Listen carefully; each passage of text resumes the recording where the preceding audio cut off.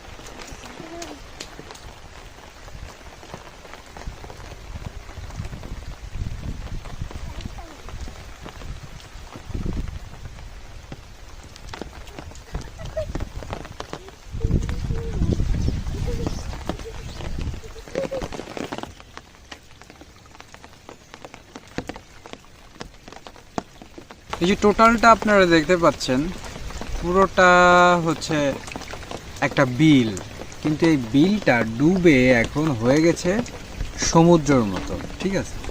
আর এই যে প্রচুর বৃষ্টি হচ্ছে, প্রচুর বৃষ্টির মাঝখানে আমরা গ্রামে আসার যে মজাটা, ছাতা মুড়ি দিয়ে বৃষ্টির মাঝখানে থাকার এই যে একটা মজা, এটা উপভোগ করতেছি, ঠিক আছে।